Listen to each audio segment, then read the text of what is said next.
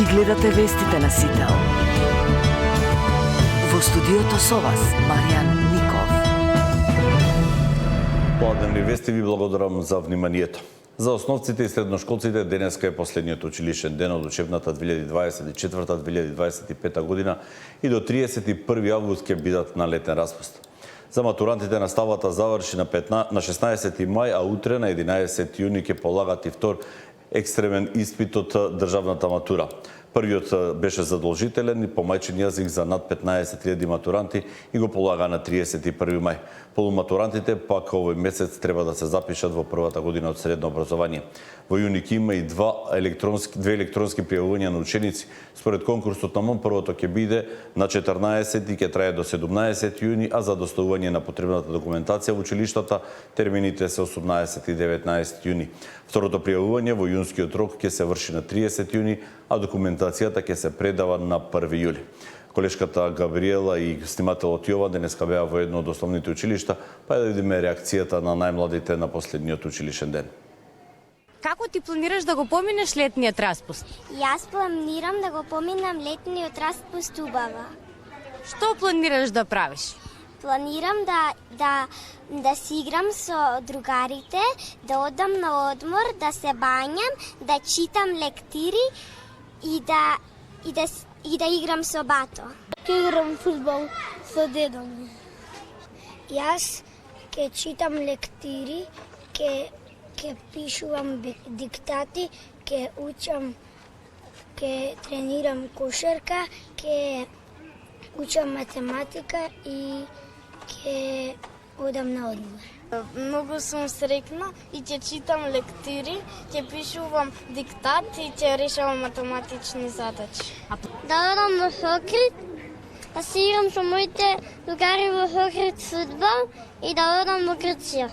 Мене ќе ми недостасува училиштето, јас сум многу внимателна на часовите, многу учам, мислам дека ќе бидам успешна, на одмор ќе си поминам убаво, ќе одам на плажа, ќе пливам, ќе се занимавам со песок, ќе правам замоци, толку.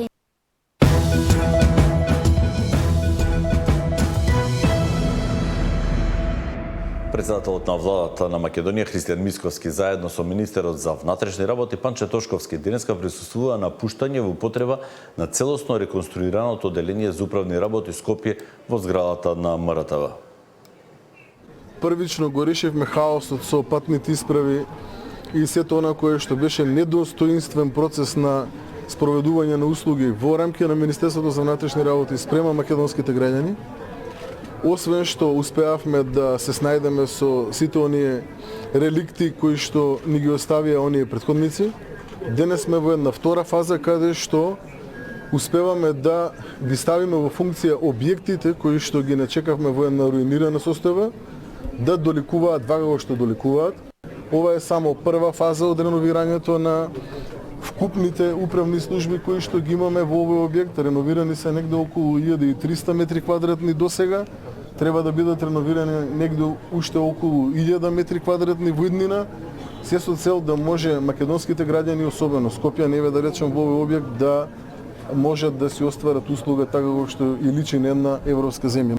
Исто така прошетката тука ме наврати година дена наназад кога во ние нечовечки, нехумани услови македонските граѓани ги вадеа своите патни исправи, а тоа не подсетува на ние 7 години ужас, криминал, понижување и срам кој што го направија владата на СДСМ и ДУЈ. Гледате денеска во еден убав, климатизиран, пристоен, би рекол европски амбиент, македонските граѓани може да дојдат до своите патни исправи. Се очекува оваа есен да отпочне да заврши реновирањето и во втората фаза, односно на дополнителни 1000 метри квадратни, што ќе се заокружи еден навистина убав процес и повеќе никогаш да не се повторат сите оние турканици, гужви кои што ни се случува и оние нечовечки, нехумани услови кои што не подсетуваат на оние 7 години тешки за македонските граѓани кога во владата беа СДСМ и ДУЙ.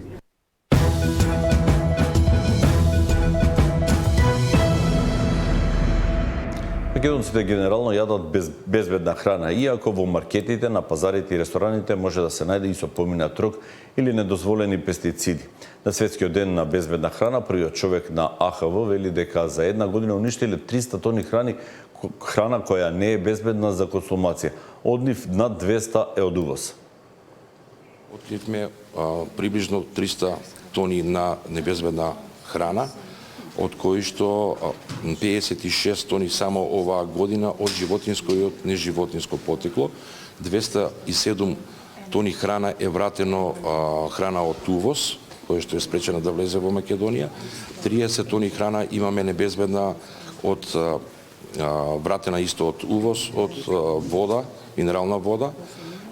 Резидуи пестициди исто имаме вратено за зеленчук и имаме мал дел на јодирана сол.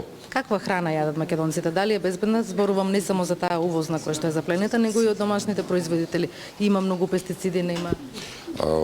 Никаде во светот не можеме да гарантираме дека јадеме безбедна храна. Никој не може да го гарантира тоа. Меѓутоа, еве, како директор на агенцијата можам да кажам дека граѓаните јадат безбедна храна. Сега со напливот на температурите се зголемени и транзитот на туристи по туристичките места. Ние покрај редовните контроли кои што ги вршиме на терен, вршиме и вонредни инспекцијски контроли, вонредни инспекцијски надзори. Нормално дека акцентот ќе биде и оваа година стајане туристичките места како што се Струга, Охрид, Преспа и Дојран.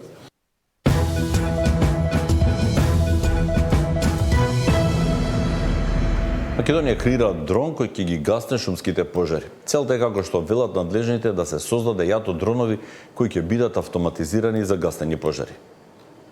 Во моментов, едноставно да кажам, ги дефинираме безбедносните протоколи за употребата на дронот. Извршени се целосните истражувања за неговата брзина на интервенција и применливост. Значи, тоа дополнително можем да го дадам како факти и како податоци кои што стојат на хартија. Така да дронот веруваме дека за не повеќе од 2 недели ќе биде во функција во бригадата. Спецификите на дронот се уникатни, сепак е релативно нова технологија и посебно ми е драго што македонски тим прв во историјата на Европа и на Америка успеа да го направи овој тип на дрон.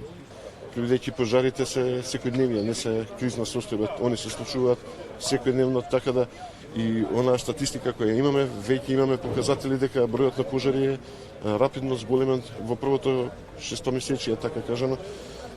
Имаме негде околу 700 интервенции, што е над просекот за минатите 10 години. Кога би почнале новите пожарни? Па се надевам дека со преквалификацијата негде околу недела дена би се вклучили во процесот на гасење на пожари на отворен простор, додека вклучување во процесот на гасење на пожари и спасување од сообраќајни незгоди би се случило негде при крај на август.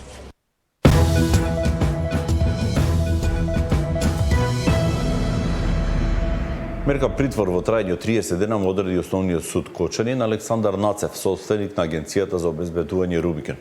Основното јавно обвинителство Кочани ја прошири истрагата на Нацев, чија агенција ја обезбедувала дискотеката Пулс кога се случи трагичниот пожар и за него побара ефективен притвор. Тој беше осомничен дека сторил тешки дела против општествената сигурност и дека раководил со деловниот потфат и целокупното работење на агенцијата заедно со претходно осомничениот управител и со овластено лице на подручницата во Кочани.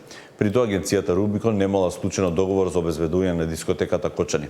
Александар Нацев е универзитетски професор, а пред 10 години беше и директор на дирекцијата за безбедност на класифицирани информации. Трагедијата во Кочани, во која животот го загубија 62 млади лица, е од невидени размери. Како влада истакнуваме дека нашата обврска покрај целосна истрага и расветлување на случајот, носење на сите инволвирани лица пред правдата е да обезбедиме соодветна здравствена медицинска помош на сите повредени и нивните семејства. До сега како влада обезбедивме 30 милиони денари за транспорт и сместување на придружбата, односно на членовите на семејствата на повредените пациенти, но нашата грижа не завршува тука, бидејќи Кочани е наш приоритет и никој не смее да биде заборавен. Дополнително отворивме телефонска линија која е во директна комуникација со претседателот на владата. Повредените и нивните семејства можат да се јават на телефонскиот број 070 355 526 за да ги искажат своите барања, конкретни предлози и потреби кои ги имат. Понатаму на владина седница ќе донесеме одлука со кој одмаралиштето Пониква, кој располага со 27 соби, 56 легла се пренаменети во центар за рехабилитација во кој медицински кадар ќе може да работи како на психофизичка, така и на пружање медицинска нега за брзо закрепнување на повредените граѓани. Ова е заедничка борба, ниту повредените, ниту семејствата на починатите млади лица не се сами. Како влада ќе направиме се што е во наша надлежност да помогнеме и да се обидеме да ја намалиме болката. Носиме конкретни мерки кои се од интерес на граѓаните.